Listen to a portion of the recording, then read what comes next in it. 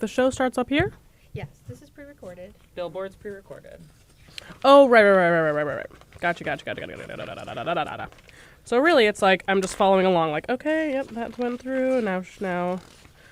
Yeah, just use whatever you want. If this is easier for you to read this. If that's easier, read that. It's really just, the papers just back up in case computers all die. Okay. Well, but you need to make sure, just don't, switch tabs or anything.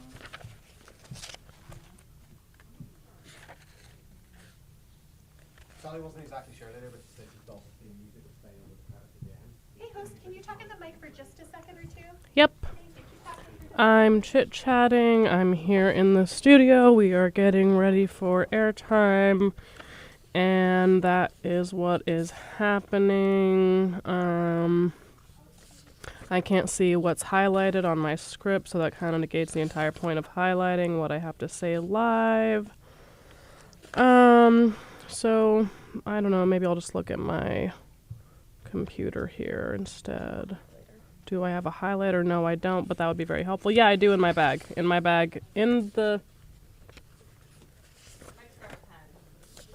No, there's a highlighter in my pencil bag, in or around my backpack. Hey there.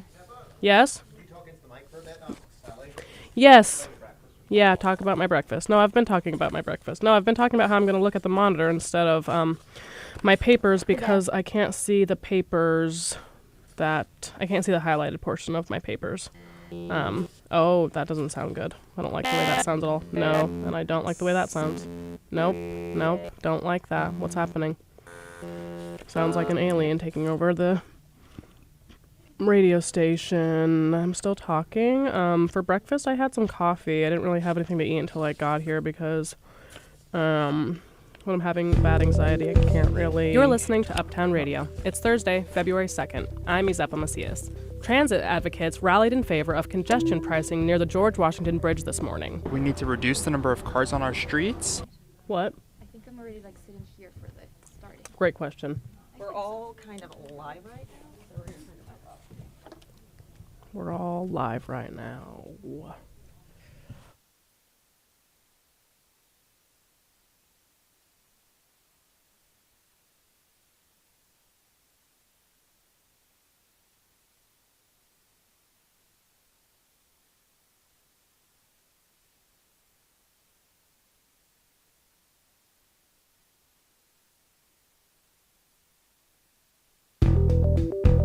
You're listening to Uptown Radio. It's Thursday, February 2nd. I'm Izepa Macias. Transit advocate.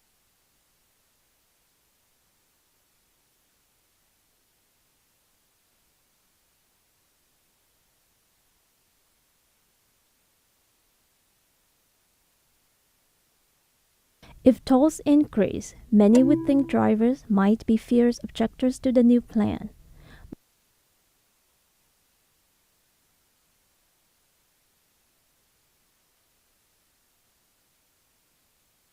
I'm going to be straight up and say that there are funds that have been put out there.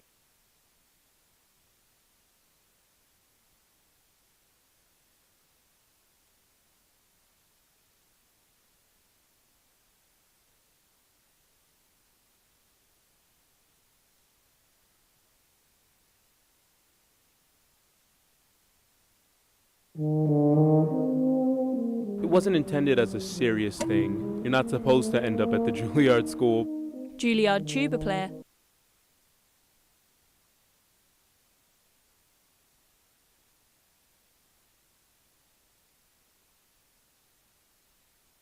At CNS on the Upper West Side, they are prepared for all kinds of winter work and activities. Pedro Valoy gives me a tour of what they had to offer.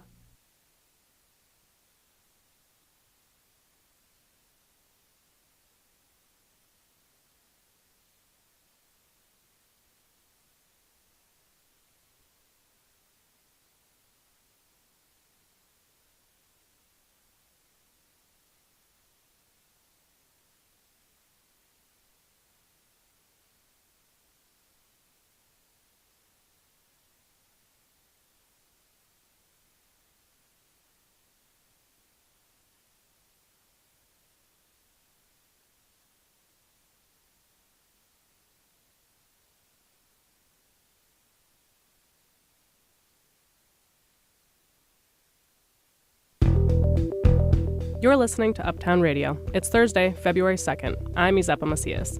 Transit advocates If rallied in tolls favor of increase, congestion many pricing would near think drivers might be fierce objectors to the new plan. I'm going to be straight up and say that there are funds that have been put out there. At CNS on the Upper West Side, they are prepared for all kinds of winter work and activities.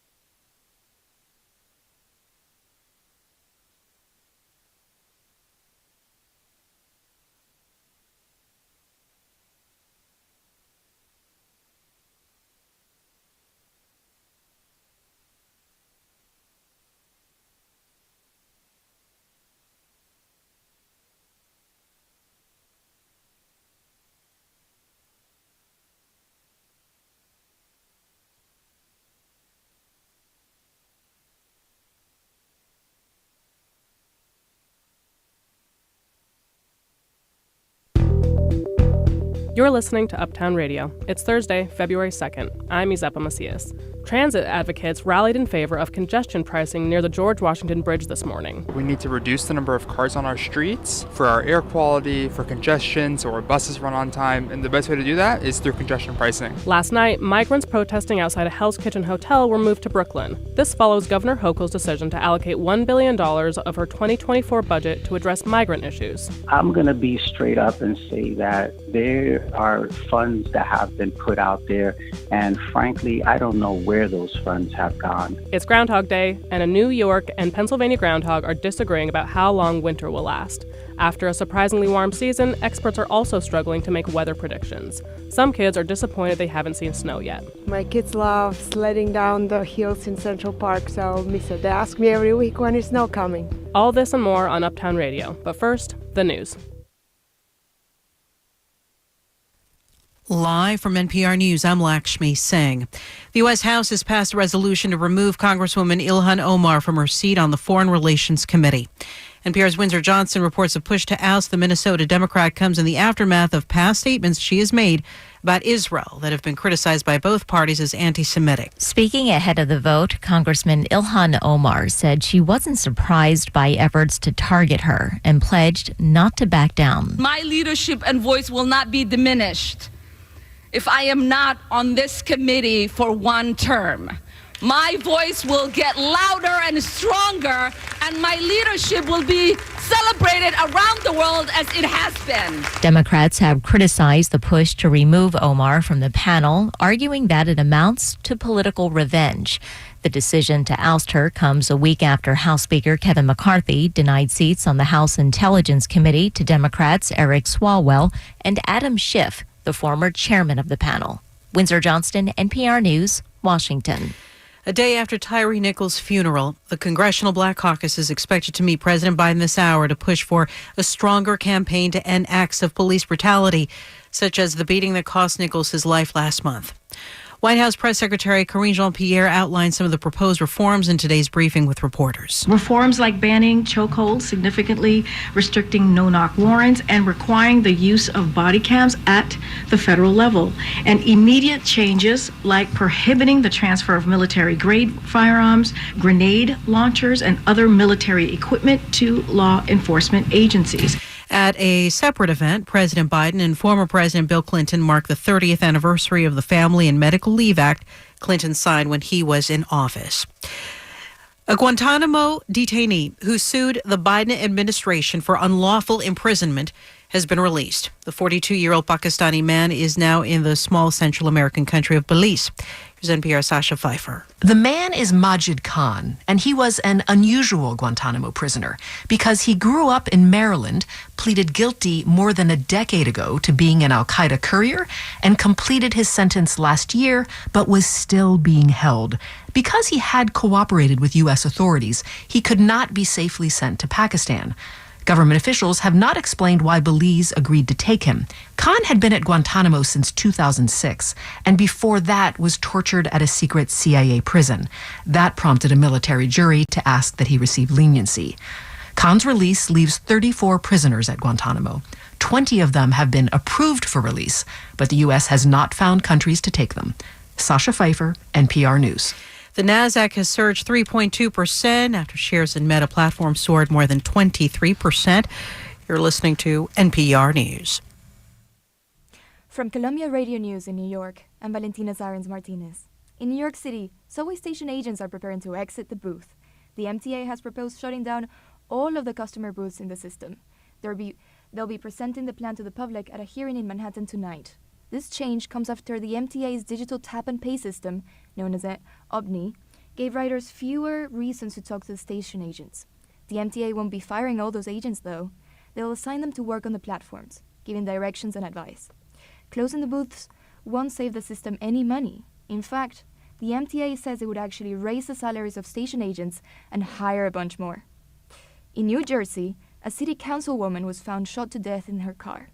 Eunice Johnford was 30 years old and served on the council in Sayville, New Jersey. Police responded to reports of shots fired at 7 p.m. last night. Johnford is a child of Nigerian immigrants and was working as a part-time emergency medical technician. Officials say the investigation is ongoing and they do not have a motive at this time. Residents in the Northeast are bracing for brutally cold temperatures over the next couple of days. The coldest weather in nearly 30 years will arrive tomorrow night with sub-zero temperatures and remain until Saturday evening.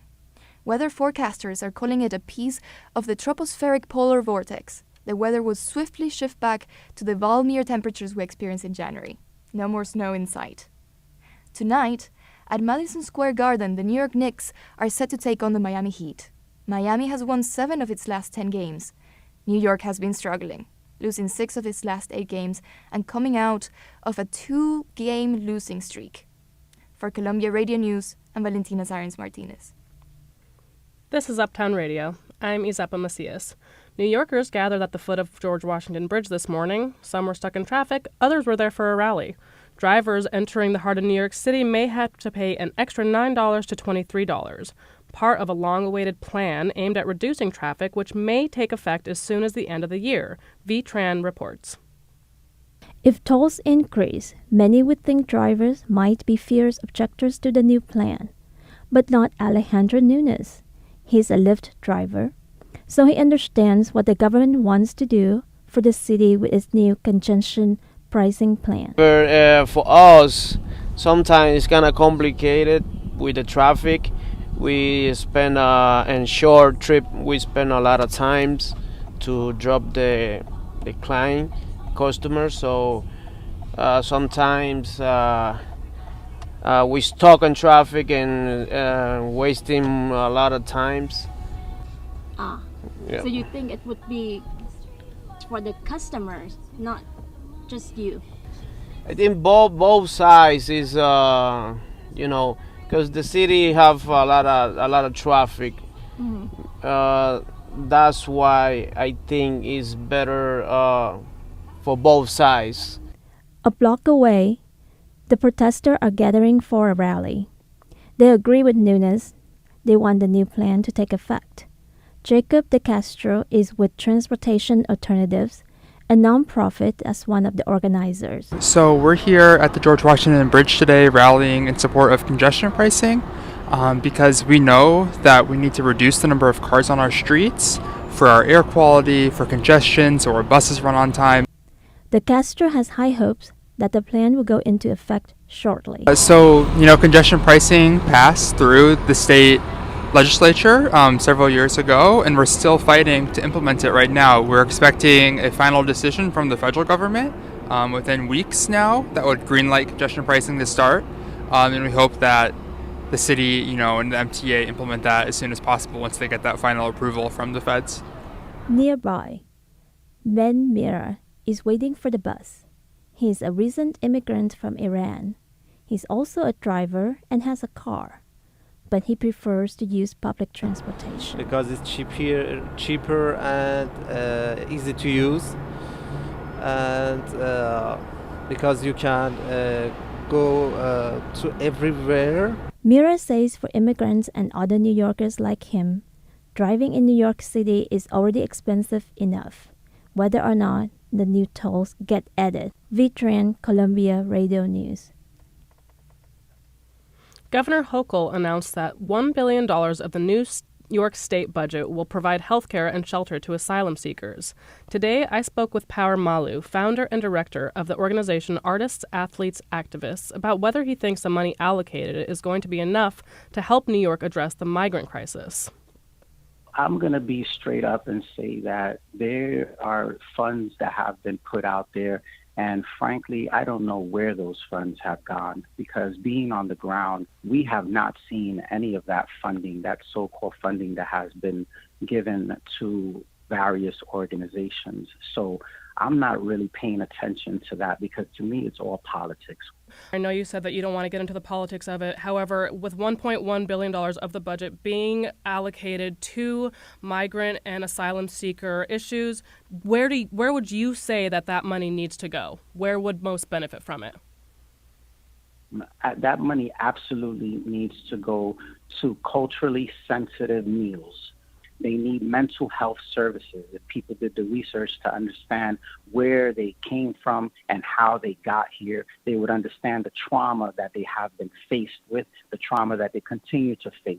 They need areas where they need Metro cards. They need to be able to travel to try to find work. They need to travel to be able to send their kids to school. They need health insurance. Can I ask, some of our listeners might want to know, why should New Yorkers have to pay for non-New York residents? Because if you weren't born here 500 years ago, you too are an immigrant. And this country was built off the backs of immigrants. And no matter how you look at it, you are an immigrant. And I want to make sure that people understand that we are a welcoming city. We have the Statue of Liberty that everyone likes to go visit. And basically what we're saying is we're just trying to help these people be able to get back on their feet. And so can I ask you, this is also just an issue of other states, other parts of the nation continuously sending asylum seekers and immigrants to New York City. Do you think that this is going to get better? Do you think that our government can handle more asylum seekers, more immigrants, especially with this new budget out? I think we can absolutely handle the situation. The crisis is happening because of lack of communication. The crisis is happening because politics. People are playing hot potato. Who would you say the lack lives. of communication is between? The lack of communication is government, period. Because grassroots organizations have been networking and connecting with other grassroots organizations around the country. So we communicate. We understand when people are being sent here to reunite with family members. The same way if family members want to reunite to another state, we connect with grassroots organizations and make sure that that happens. So people are not just randomly being sent back and forth. And there's space across this country. And if people communicated, they will be able to help each other to build communities across this country. Thank you, Power Malu. We really appreciate it. Thank you.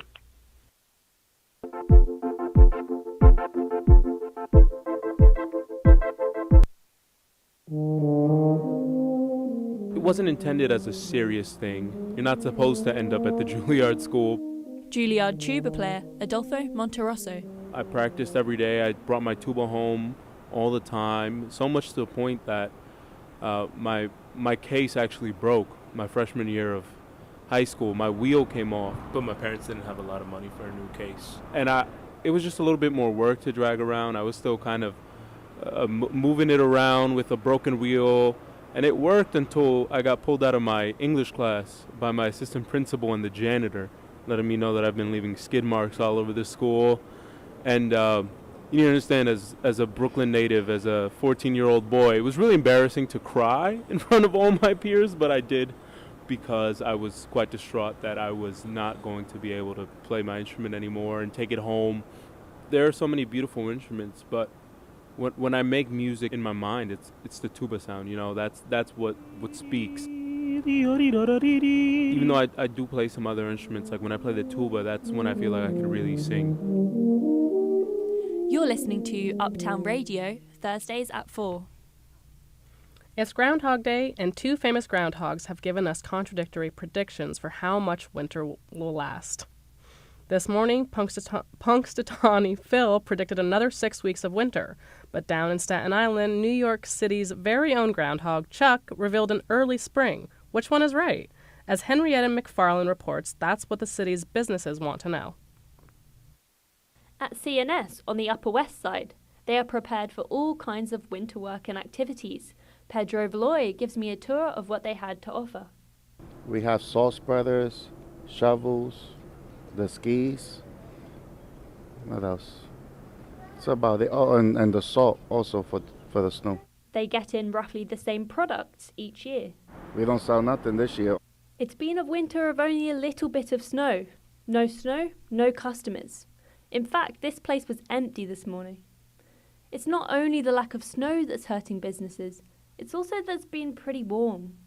At the clothing store Canada Goose, Moses Roman says they've had trouble attracting customers. The more colder it gets, the more snow, the more stuff they buy. We sell coats they go from like 50 degrees Fahrenheit to about 20 degrees Celsius. So clothes made for Antarctica and cold weather. You can't blame all these businesses for stocking up. Most years in New York it snows. Dr. Walter Bithgen is a research scientist at the Columbia Climate School. If you look at the snow records in New York of the last 10 years, there were years where we got close to 60 inches of snow, and a couple of years ago, we had less than 5 inches of snow. But on Monday, the city hit a new weather record, the longest amount of time in winter without snow for 50 years. Snow or no snow, this whole situation would be easier for businesses if someone could warn them ahead of time. And yet, the weather isn't becoming any easier to predict. That's according to Olivia Paulus, Professor of Atmosphere and Ocean Science at NYU. The weather forecasts actually improved quite dramatically over the last 50 years. But these weather forecasts only are like good for maybe 5 days, right? And typically 5 days a week might be the limit. There are a few things that we can forecast further ahead of time. Making a forecast for like a month to 10 to 15 years is extremely difficult. It's easy to make fun of Groundhog Day, but weather forecasters aren't much better than Punctuality Phil and Chuck. This doesn't help weather-dependent businesses that are trying to plan for the months ahead. And it doesn't really help the rest of us who want to enjoy our usual winter activities. Eleanor Rangoella takes a walk through a snow-free Central Park. Oh, we miss it. My kids love sledding down the hills in Central Park, so miss it. They ask me every week when is snow coming. I guess we just can't know. Henrietta McFarlane, Columbia. That's it for this edition of Uptown Radio. We hope you enjoyed this show. Our executive producer today was Isabel Tier. Leading our staff of reporters was senior producer Thomas Copeland. Director Elizabeth Erb coordinated our studio production team. Our producer, Trisha Stortz, led our copy team and assisted in the studio. Valentina Zarnes-Martinez delivered our local newscast, and day reporters V. Tran and Henrietta McFarlane brought you the latest on the ground in New York. Our instructors, Sally Herships, Robert Smith, and Lydia McMullen-Laird, advise our staff. I'm Izapa Macias. Uptown Radio is live Thursdays at 4. Until next time, you can always find us at uptownradio.org. From all of us here at Uptown Radio, thanks for listening.